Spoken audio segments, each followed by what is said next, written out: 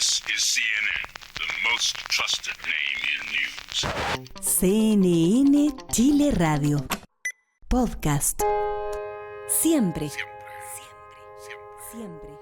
Con el éxito como meta, se abren nuevas puertas y oportunidades que antes eran inalcanzables. Descubre las historias de triunfos, desafíos y decisiones de inversión que están moldeando la trayectoria de destacados invitados. Esto es WeClub by WeBuild. Accede a lo inaccesible. Buenos días, Jesús. Muy buenos días, Dani. ¿Cómo estás? Muy entusiasmada hoy por el nuevo invitado que tenemos. No te lo puedo creer, pero yo siempre te veo tan entusiasmada que estoy contento, pero además especialmente con este invitado. Sí, yo sé. Aparte porque es fanático del autos, como tú. Tuvimos una larga conversa ya de auto, así que... No pude pararlo. Aquí estaban atrás, pero estaban retando. echándome ya, sí. Bueno, entonces paso a presentarlo, porque nuestro invitado de hoy representa el espíritu emprendedor en su máxima expresión. A los 18 empezó a trabajar, a sus 20 se independizó para lo que sería el inicio de una exitosa construcción de empresas que, entre otras, hoy representa uno de los principales conglomerados agrícolas del país. Además, ha tenido un papel importante en la representación gremial y política empresarial. Fue presidente de la Confederación de la Producción y el Comercio, CPC, una de las asociaciones gremiales empresariales más importantes de Chile. Es un empresario con coraje, respetado, innovador, un emprendedor innato con quien me alegra tener la oportunidad de conversar hoy. Estamos hoy con Juan Sutil. Juan, muchas gracias por venir a vernos. Pucha, al contrario, muchas gracias a ustedes por invitarme y estamos todos preocupados porque la Jesús de aquí se puede ir a tener su guagua, así que vamos a hacerla rápido. ¿Ah? No, estamos bien. Tenemos un protocolo de emergencia en caso de que eso ocurra. Eso es súper importante. Ya me relajo entonces.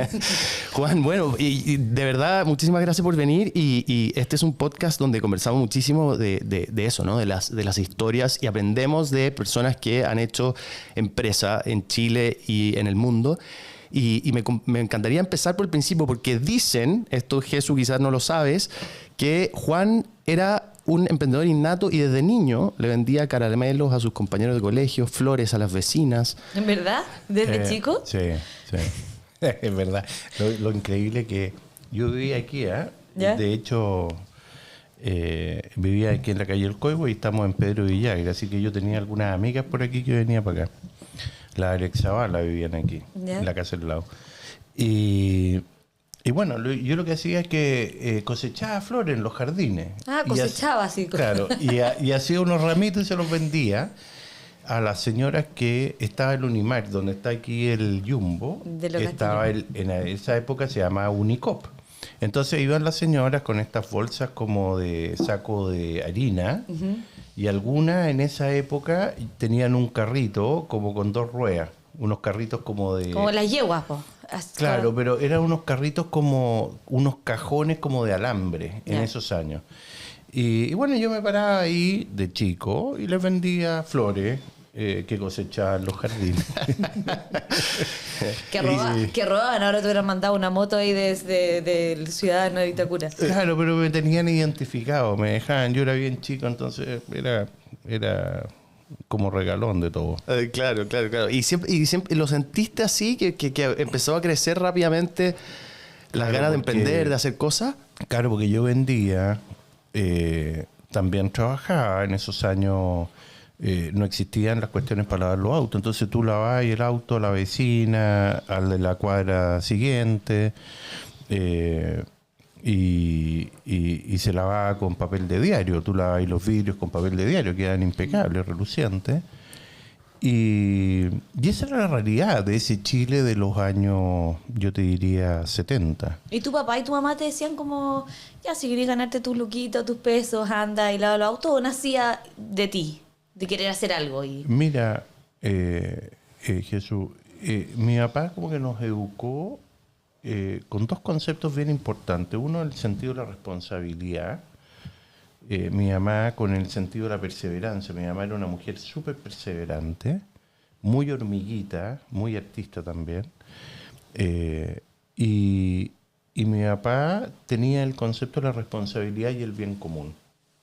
Y eso nos fue forjando ciertos grados de responsabilidad que lo teníamos prácticamente todos los hermanos.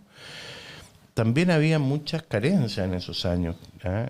Tú te comprabas un par de zapatos para ir al colegio una vez al año, un par de zapatos una vez al año para para ir a las fiestas, para funcionar. Si te rompían los zapatos había que arreglarlo. No existía ese concepto de las marcas y éramos bien precarios. Entonces había como una necesidad de tener también ciertos grados de libertad, y yo me lo fui construyendo a través de comprar y vender cosas, que lo hacía en el barrio. Ahí había un restaurante que se llamaba El Praga y había un kiosco que era el kiosco del Silencio. Así se llamaba. Y él vendía cosas ahí, pero teníamos una sociedad, entonces yo compraba muebles, compraba tocadiscos de la época, ¿te acordás? Esos como tocadiscos que salían para afuera, como esas tornamesas, y la gente los cambiaba por los estereofónicos que llegaron como con botoncitos y luces, y yo los compraba y los vendíamos en el mercado persa. Yo tenía, no sé, 13, 14 años. Y él tenía un Buick o un Chevrolet, esos grandes, antiguos. Entonces tenía una parrilla, los subíamos y los llevábamos y los vendíamos. Entonces empezamos ahí, en esa actividad, y en el colegio también compraba, vendía, troqueaba, radios, bicicletas, lo que hubiera. ¿Es algo que tuviste en el resto de los compañeros? Porque hablas un poco también de esa época, de ese Chile precario con necesidades y todo. Pero tengo la impresión de que no es algo tan natural. O sea, y ahí la pregunta es, ¿crees que hay un bicho interno innato del emprendedor? ¿Es algo que se cultiva, se nace, es más bien genético? Yo creo que sin duda hay una no sé si genético, pero hay como una actitud, y yo creo que es como increchente, ¿eh? Porque si te empieza a ir bien y vendí una radio, la vendí, la sacáis, y eres capaz de persuadir, y eso lo inventó Adam Smith en el año 1740-50, con La riqueza de las naciones, que dice que gran parte de la importancia de la democracia y del comercio es la capacidad de persuasión. Bueno, cuando uno tiene esa capacidad y podía hacer los márgenes, como que se te va haciendo más fácil, va generando autoconfianza. Y también tenés necesidad, porque a mí me gustaba también, ojalá, tener 2 pares de zapatos, y para eso había que comprárselo uno, ¿te fijáis?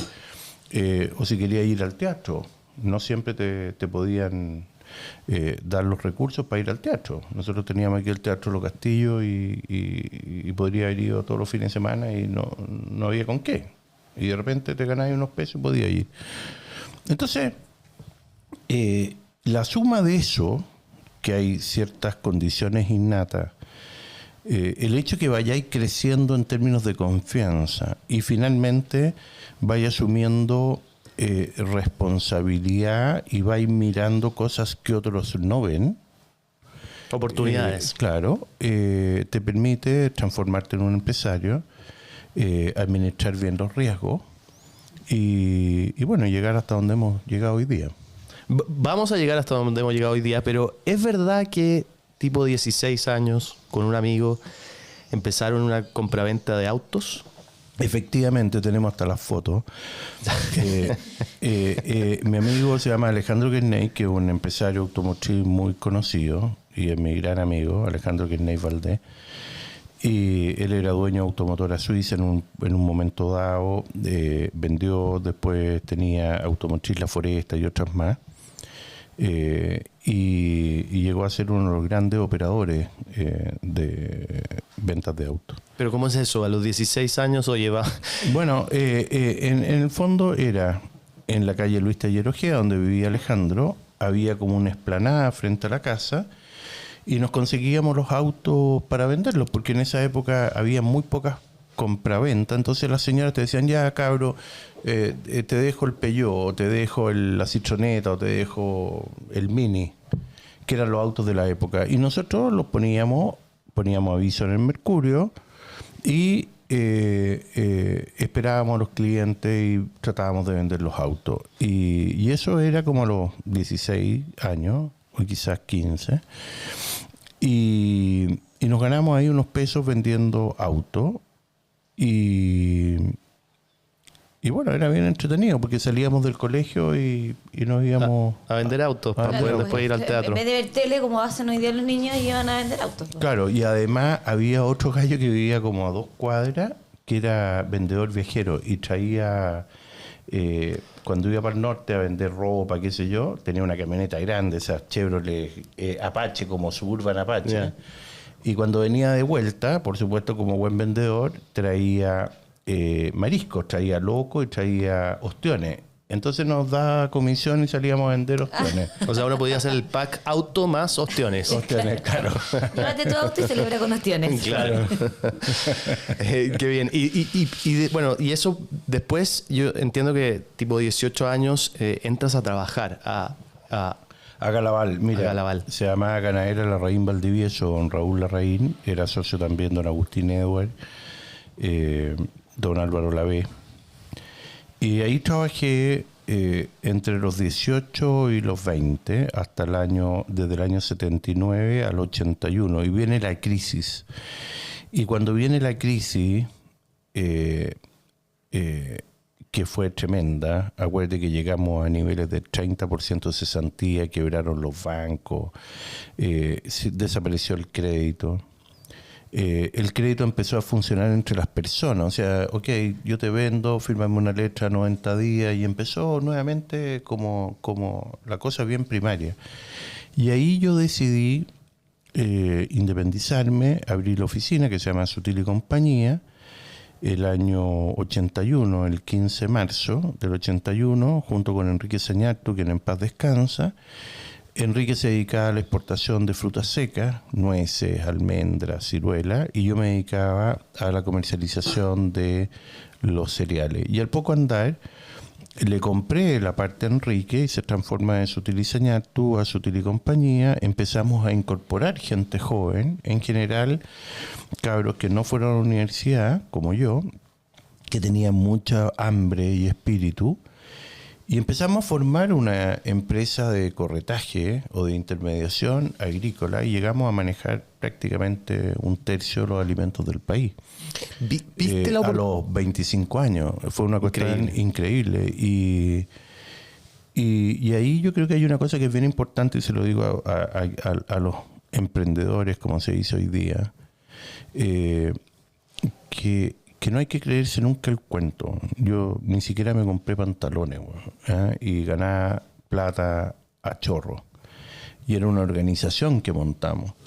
Y no me creí el cuento, no me compré el reloj, no me compré la camioneta, no me compré nada. Y al final el concepto fue, oye, ¿por qué no generamos riqueza y valor? Y cuando tú lo generas, al final estás generando valor compartido. Y eso lo tuve muy claro desde muy cabro.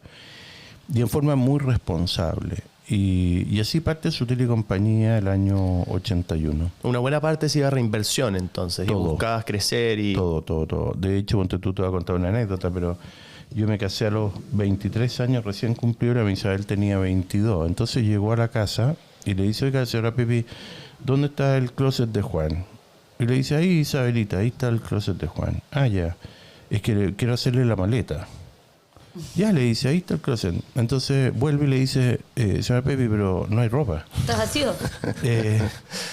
Hay un pantalón, un calzoncillo, qué sé yo, un suéter. Bueno, esa es la ropa de Juan, no hay más. Oye, hablaste de que contrataban a gente que no habían ido a la universidad. Y tú Sí. también dijiste que tú no habías ido a la universidad. Hoy, bueno, el cartón es muy importante, en especial para empresas tradicionales. ¿Qué cartón tienes? ¿Qué currículum has creado? ¿Cómo ves tú eso ahora en las antiguas generaciones, ahora en las nuevas también, que se ha abierto un poco? ¿Qué tan importante es este cartón? ¿Te costó a ti no haber tenido cartón? O sea... En la época mía, fíjate que era menos exigente eso. Habían empresas donde tú hacías carrera, el Banco de Chile, Tattersall, Galaval, qué sé yo. Y tratáis de conseguirte la pega. Lo mismo pasaba con las empresas constructoras, entraban los cabros y a cargo las obras, y después vais creciendo, aprendiendo el oficio, independizándote. Y aquellos que tienen espíritu emprendedor, bueno, se transforman siempre en empresarios. Hay siempre una oportunidad en la cual tú podís tomar la oportunidad y pegarte el salto. Ahora, yo lo que creo que hoy día es más es más necesario el título por varias razones. Uno, porque la construcción del país desde los años 80 en adelante ya se hizo. Hoy día es como el segundo piso. Y el segundo piso requiere de capacidades, competencia y conocimiento. Y yo creo que aquellos chiquillos que van a la universidad tienen esas mejores capacidades y conocimiento en la medida que se lo tomen en serio y estudien, pues, y no carreteen. Ahora, eso no es necesario para ser exitoso en la vida, porque yo conozco muchísimos empresarios, gente de todo tipo, de todo origen. Incluso tengo un par de empresarios que se formaron en el Sename y que son grandes empresarios. Y que son innatos, ¿no? Y probablemente con una historia parecida a la mía. Y bueno, se logra. Pero se logra cuando tú tenés templanza. Yo creo que esa es una cuestión que hace falta, porque la templanza es lo que reúne, en mi opinión, todas las condiciones. Tú, para tener templanza, la templanza era cuando hacían la espada, los cuchillos para ir a la guerra, tenían que tener templanza, porque si no se podían quebrar en el combate y ahí te mataban. Entonces era muy importante esa templanza.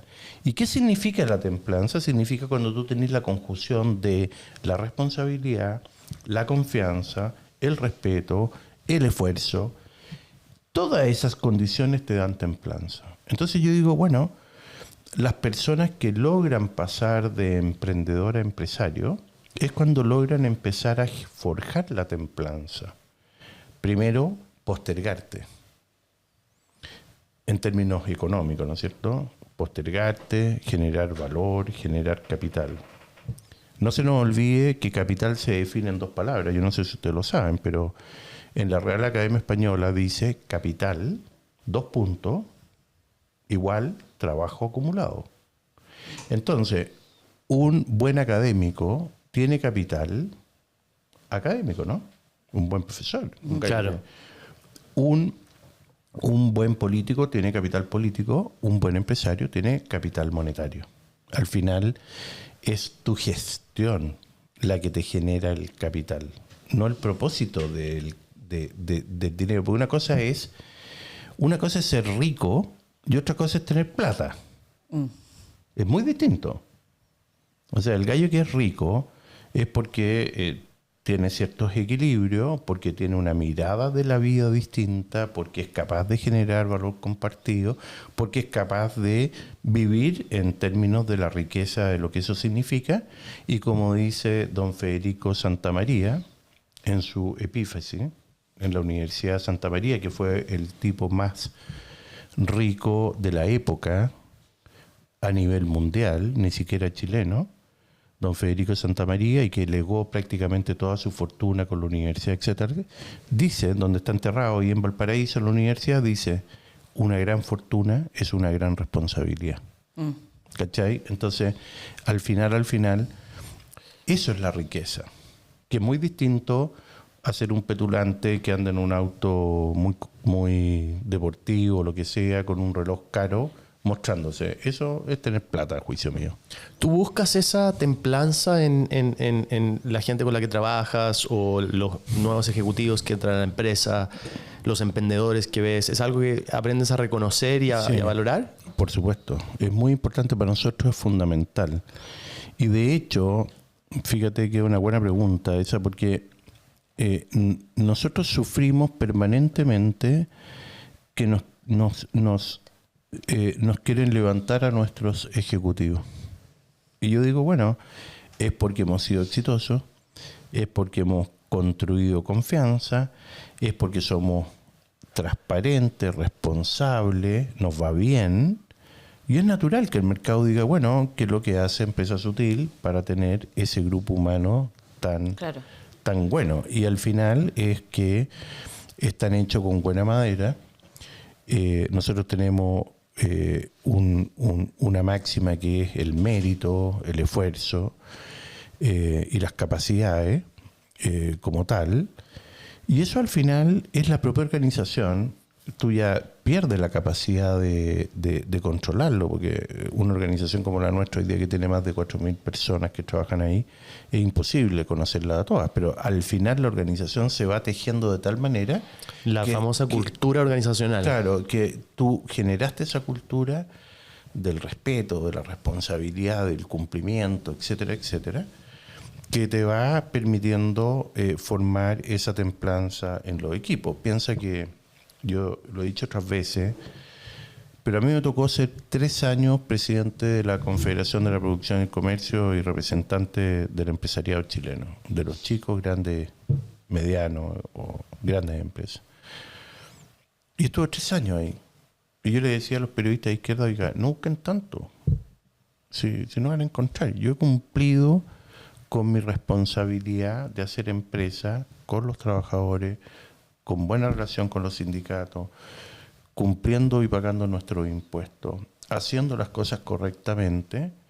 Hemos cumplido y hemos siempre estado dentro de los marcos morales, que son más estrictos que legales.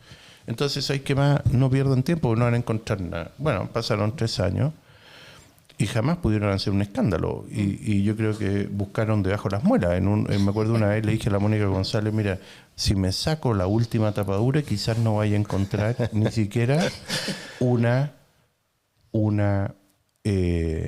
¿cómo se llama cuando te carie? Una carie. Bueno, eso me lleva a esa etapa que además...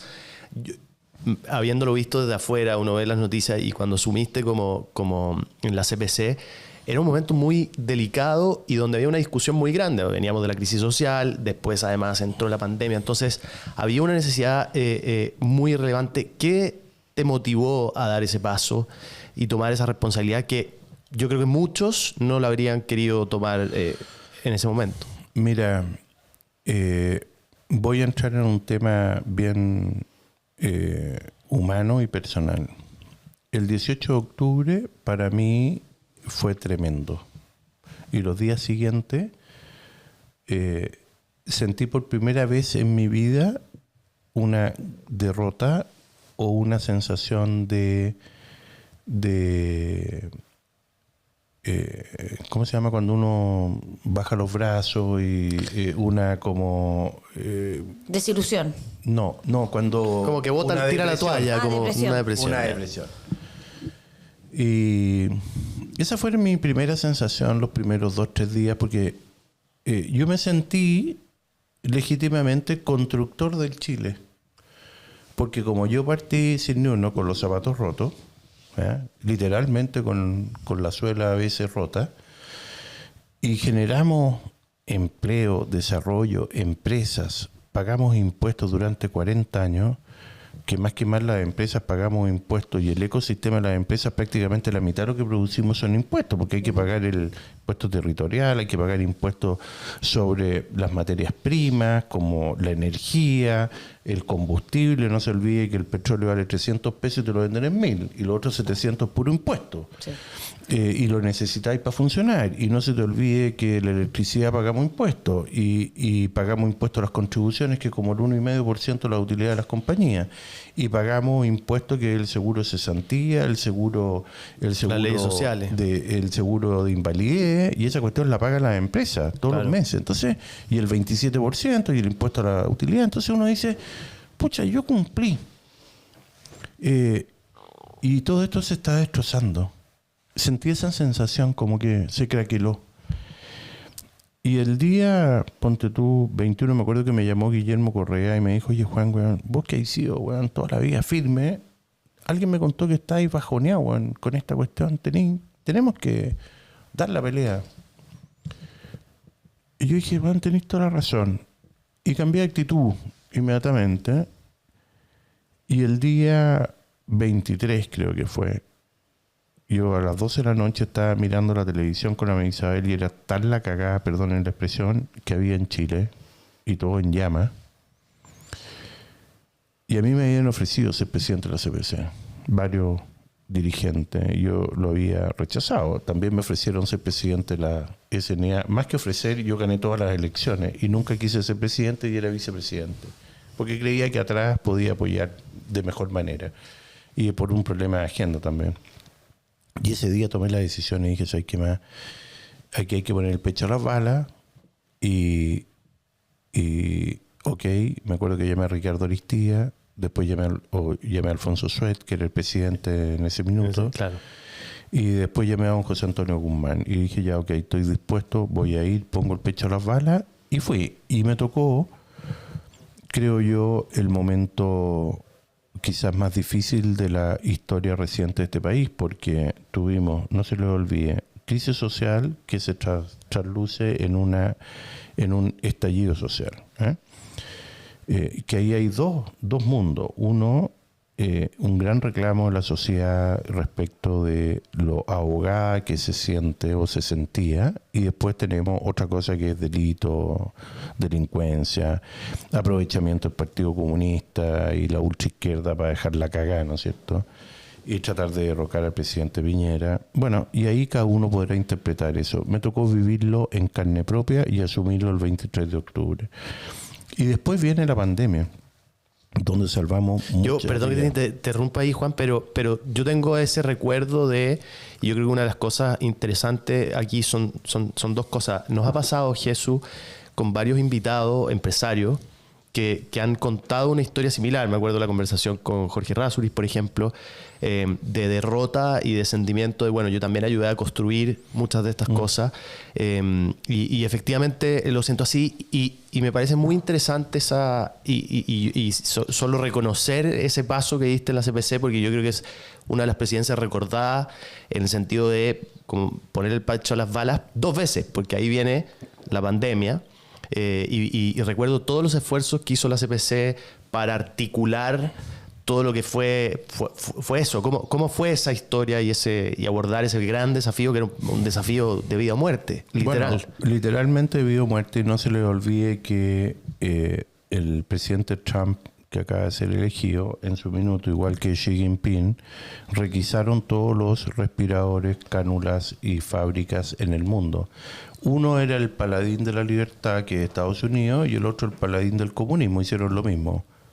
China primero, sí. Estados Unidos primero. Y eso puso al país en una situación catastrófica. No teníamos respiradores, ventiladores, al extremo que los pocos que habían en los caniles se estaban readecuando para poderlos usar en humano. Y ahí salimos a comprar y a buscar y a traer. Bueno, y esa historia está toda filmada cuando llegaban los aviones y todo lo que ocurrió. Pero lo lindo de eso es que hasta hoy día hay gente que te dice, oiga, ¿sabe qué más? Usted me salvó la vida. Y eso es muy bonito. Yo creo que es lo más importante que yo he hecho en mi vida. De hecho, un chiquillo el otro día me dice, mire, usted en la Fundación López Pérez financió todo el tema del plasma, que era una cuestión incipiente, que se usó incluso sin registro, y le salvó la vida a mucha gente, que cuando tú ya te estabas muriendo no te quedaba otra ya que cambiarte la sangre, y tenía que ser un tratamiento de plasma muy especial. No me pregunté el detalle, habría que llamar a Javier Comandari, que es el presidente de la Fundación López Pérez del cáncer, y me decía, oye, puta, usted me salvó la vida. Y yo le digo, no, yo no te salvé la vida, te la salvamos todos, porque éramos todos los que estábamos ahí. Qué lindo testimonio, sí. Y eso es. Y a mucha gente que le llegaron los respiradores. Y ahí, nuevamente, quiero hacer una crítica especialmente a la gente de izquierda. Hubieron muchos periodistas que trataron de minimizar, destruir este esfuerzo, decir que los ventiladores eran de cartón, que eran malos. Bueno, yo les digo, chuta, el doctor Santander, que era director de la asistencia pública ahí en la calle Portugal, lo dijo públicamente. Yo salvé cientos de vidas, usé los ventiladores, tuve ventiladores durante 38 días seguidos funcionando. No eran un Mercedes, pero eran un Subaru. Eso fue lo que dijo. Claro. Y yo digo, bueno, qué importante haber hecho eso en representación de las empresas, los empresarios y las familias empresarias. Yo fui un simple interlocutor y articulador. Esto fue un esfuerzo titánico de miles, y y bueno, y se vio la solidaridad. Fíjate que nosotros hicimos, fuimos los primeros en llegar con alimentos en todo Chile. ¿Y saben cómo lo logramos? Ahí estuvo Sandro Solari y Pato Donoso, que era presidente de la Cámara de la Construcción, y Sandro Sodimac. Y organizamos en 2-3 días y reclutamos en la empresa 9.200 voluntarios. Increíble. Y salimos a las poblaciones, salimos a las calles y logramos llegar antes que los narcotraficantes, antes que el gobierno, con los alimentos básicos que una familia necesitaba. Entonces, yo creo que eso también le cambió un poquito la historia de esta cosa negativa hacia el mundo del emprendimiento, desapegada con la sociedad empresarial y bueno, ha ido cambiando y la sociedad hoy día piensa algo distinto a como pensaba las actuales autoridades en el periodo en que fueron diputados. Me refiero al presidente Boric, la señora Vallejo, el señor Winter y Sumisigue o Jackson, donde decía que nosotros éramos la lacra número 1 del mundo, y la verdad que no es así. No, y lo lindo también de volver a reconstruir, porque dijiste construí, me lo derrumbaron, pero no importa, voy a volver a reconstruir, y eso es un gran mérito. Hablamos mucho de la resiliencia, ¿no? Aquí y cómo eso hace también parte de las claves del éxito. Hay una cosa que en esto que estamos tocando de impacto social, tú siempre has tenido una preocupación grande por los temas sociales, pero también los temas de sostenibilidad, y desde el punto de vista de la empresa. ¿Cuál es tu mirada respecto del rol de la empresa en la sociedad, y si es que siempre ha sido igual o ha ido cambiando en el tiempo entre los 80, 90 y lo que puede ser hoy en día? Bueno, en los 80 nadie hablaba del cambio climático, en los 90 tampoco, en los 2000 tampoco, empieza recién ahí. La preocupación del medio ambiente es creciente y es correcta que sea así, porque tenemos que proteger el medio ambiente, pero también tenemos que tener un equilibrio, porque los países tienen que crecer, desarrollarse, avanzar. Y bueno, nosotros sí hemos tenido siempre una preocupación. Primero, fuimos pioneros como empresarios en implementar el sistema B en Chile. En esos años partimos, yo era socio de Hortifruit, fue la primera empresa que se incorporó al sistema B, después se incorporó PacificNat, que es nuestra, después se incorporó Coagra, se incorporó Banagro, y nos fuimos incorporando hoy día Frutícola Olmué, que además es la primera compañía agroindustrial de Chile carbono neutral. Y eso no es fácil, porque eso tenés que tener energías renovables, que es más caro, tienes que tener modificación a tus sistemas productivos, que también es más caro, tiene que haber un compromiso respecto de el uso del transporte, entonces también los camiones que van al puerto tienen que ser Euro 4 y no Euro 3 y Euro 2, claro. Entonces es más caro, pero al final es un compromiso que tenemos con el medio ambiente, con las comunidades y con la gente que trabajamos todos juntos. Entonces, yo creo que eso se refleja también en muchas otras empresas que también son preocupadas de no solo ser parte de esta comunidad de empresas B, como en el caso de Conchitoro, el Parque del Recuerdo, Mall Plaza, y puedo nombrar muchas grandes empresas que son B, Hortifruit, nosotros y todas nuestras empresas. Pero también hay una preocupación sobre los temas de sustentabilidad o sostenibilidad de las grandes empresas y también de las medianas y pequeñas. Entonces, yo creo que esa caricatura de que somos depredadores, de que somos extractivistas, también es una caricatura que la gente hoy día la rechaza. Miren lo que pasó en Estados Unidos. La gente rechazó. Fíjense que... Sí, ¿cuál es tu lectura de este? Porque además fue una derrota para el Partido Demócrata enorme. O sea, no fue cerca, no estuvo ni siquiera cerca. Fue una derrota de esta izquierda woke, como dicen los gringos, que equivale a lo que representa Ñuñoa con la Emilia Río y el pelo amarillo o el pelo rojo.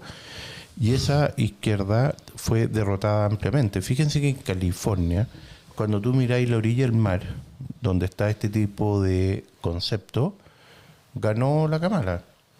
Pero tú avanzáis como quien va de Valparaíso y llega a Casablanca y Trump arrasó. Y cuando llegáis a Curicó, o sea, a Curacaví, arrasó. Y cuando llega a Santiago, arrasó. Por lo tanto, toda la gente de trabajo, la gente de esfuerzo, la gente de mérito, dijo, ¿sabes qué más esta cuestión? Chao. Nosotros necesitamos más emprendimiento, necesitamos empleos de mejor calidad, necesitamos una migración regulada y correcta. Que es lo mismo que está pidiendo la gente en Chile. La gente en Chile hoy día te dice, mire, yo no le pido preferencia, pero por lo menos igualdad. Y resulta que hoy día los migrantes en Chile tienen derecho a educación inmediata, nacen la tómbola, tienen derecho al CEFAN inmediato y tienen derecho o preferencia sobre los hospitales. Y yo digo, bueno, eso yo creo que es lo que está percibiendo la gente de trabajo, de esfuerzo, que está incorrectamente planteado. Y también pienso yo que la gente quiere tener nuevamente crecimiento, quiere también oportunidades de trabajo, desarrollo y que Chile vuelva a ponerse en marcha. Entonces, yo creo que esa es la realidad que si tú la asocias al emprender, al hacer empresa, va generando el camino y la ruta para que Chile llegue a ser un país desarrollado o que Estados Unidos vuelva a ser lo que fue o Argentina deje todo su proceso decadente o de decadencia. Y yo creo que esta cuestión ya no es tanto de izquierda, de derecha, simplemente de sentido común. Y esta agenda identitaria también va a desaparecer, pienso yo. Te llevo a un cambio de tema. Yo sé que nos queda poquito tiempo. Yo quiero hacer mi pregunta final, que tú sabes que sí, siempre me encanta. Yo sé que a ti te gusta hacer siempre tu pregunta final. Y yo te quiero hacer una pregunta hacia adelante. Que parte, algo que me parece muy interesante es, yo sé que tus hijos trabajan en el grupo y en las empresas Sutil. ¿Cómo ves esa integración en las nuevas generaciones? Muchas veces nos preguntan y conversamos harto de eso, ¿no? De cómo se puede trabajar en familia y al mismo tiempo dar una continuidad generación tras generación y un legado que quede en el tiempo. Bueno, nosotros nos ha ido bien hasta el minuto porque con la María Isabel finalmente formamos 4 hijos bien robustos. Que es la esencia, ¿no? Y que también basado en la confianza, basado en la responsabilidad y tratar de generar lo que llamo yo la templanza. Y bueno, mis hijos tuvimos un protocolo familiar, ellos trabajaron fuera de la compañía. Juan trabajó en Southern Cross 8 años, después se fue a hacer un MBA a Chicago. Nicolás trabajó en Patagonia 7, 8 años. Francisco en Mercado Libre 7, 8 años y se fueron incorporando al proyecto. Vicente ahora se está yendo a Boulder, a Colorado por 2 años a hacer un MBA y probablemente espero que cuando vuelva se incorpore y pienso que es muy importante hacerlo desde el punto de vista de que la gestión no taponee el mérito de la organización. Por lo tanto, mis hijos, ninguno es gerente general de ninguna compañía, pero sí son presidentes de algunas compañías y participan de los comités en administración, riesgo, sustentabilidad o innovación. Por ejemplo, Francisco preside los comités de innovación de las 8 compañías, Nicolás los de sostenibilidad, sustentabilidad y de desarrollo de las compañías, independiente que Nico es presidente de La Viña, o Francisco es presidente de Pacific, o Juan es presidente de Coagra. Hay un balance entre, en parte, exponerlos a decisiones, a conocimiento, al crecimiento de la empresa, pero al mismo tiempo no sobreexponerlos a que llegó el trabajo fácil. Yo creo que hay algunos amigos empresarios que a veces cometen errores porque se quedan como ese dicho que, oye, yo voy a abrir la mano el día que se caiga la tapa del ataúd. Claro. Yo creo que ese es un error. No, pues hay que incorporarlo. Yo creo que esto tiene que ser de incorporación. Cuando yo tenía 40 años, yo ya era socio de mucha gente, ya habíamos formado muchas de estas compañías, yo ya era un emprendedor exitoso. Bueno, mis hijos tienen 40 años y tienen que tener la oportunidad, y de hecho, por Dios que lo han tomado bien y por Dios que lo han hecho bien. Y además, me ayudó el hecho de haber estado 3 años en la CBC. Y me acuerdo de Alfredo Moreno cuando fui a hablar con él y le dije, oye, Alfredo, tengo mi duda, tengo que hacer el traspaso generacional. Y me dice, mira, es la gran oportunidad de que tú los veas en desenvolverse en los momentos en que tú le vayas a tener que entregar responsabilidades porque estáis dedicados a trabajar por el país. Bueno, yo estuve probablemente un 20% de mi tiempo en esa época en la preocupación de las compañías. Y eso hizo un traslape donde tuvieron que asumir ciertas responsabilidades direccionales, lo hicieron bien, lo hacen bien, y yo me siento súper orgulloso de eso. Y creo que es un buen ejemplo que yo lo he ido compartiendo en diferentes lugares, en las universidades donde me lo pregunten, de cómo hemos hecho nosotros esta estructura que además evita que el mérito de los ejecutivos se interrumpa. Porque de repente tú puedes tener un ejecutivo que partió de subgerente de finanzas y de gerente general de una compañía y han pasado 15 años. Tú no le puedes poner un hijo tuyo de gerente general. Yo creo que no corresponde. De acuerdo. Así que en eso... encantado que Genial. quiera conocer esa historia. Yo quiero, Juan, preguntarte, con tu avanzada y gran trayectoria profesional, ¿sientes que ya has llegado en algún momento a la cumbre? ¿Sientes que estás cerca, que ya escalaste el Everest, que quizás quieres en algún momento descansar y mirar el futuro como desde otra perspectiva profesional? ¿O crees que naciste emprendedor y vas a morir así como dices tú, baja la tapa y vas a seguir haciendo muchas cosas? Mira, yo le he dicho a veces a gente que trabaja conmigo, nosotros tenemos una meta de que, a los 70 se retiran. Porque hoy día la juventud dura hasta los 70, o sea, tú ya no eres un viejo, ¿cachai? O sea, un gallo de 70 puede salir a trotar, es un gallo joven. Así que nosotros hemos estirado eso. Y yo les digo, oye, quizás podía un vuelito más porque pasar a la etapa del chal es difícil. Sentarte a ver televisión y ponerte un chal en las rodillas es complejo. Yo creo que un empresario o emprendedor va a vivir su vida creando y haciendo empresa. Desde otra faceta, sin duda. Yo antes, hasta hace unos años, estaba en la moledora de carne permanente. Y hoy día puedo estar aquí conversando con ustedes y tampoco estoy desesperado por salir corriendo e irme. Lo que hace 10 años podría haber sido porque estaba en la acción. Entonces... Vas a pasar a cortar flores y venderlas a los vecinos. Claro, es probable. Y ahora siempre digo, oye, a mí me encantaría volver a mi tierra, que allá en Catapilco, Cachagua, Zapallar, y quizás poner un restaurancito con unas 8 sillas o mesas y atenderlo yo. Y es como el cuento del gringo que sale a pescar, no sé si lo saben, con el indio. Y le dice... Indio tonto, ¿por qué tú pescas con un anzuelo? Porque necesito un pescado. No, tonto, pon 2 anzuelos. ¿Y para qué? Le dice el indio. Para que un pescado te lo comas, el otro lo vendes. Y después tienes plata y te compras más anzuelos y ya tienes 4 anzuelos, son 3 pescados para vender. Y después te compras una red y te compras un barco y así sigue el cuento y tienes una manufactura.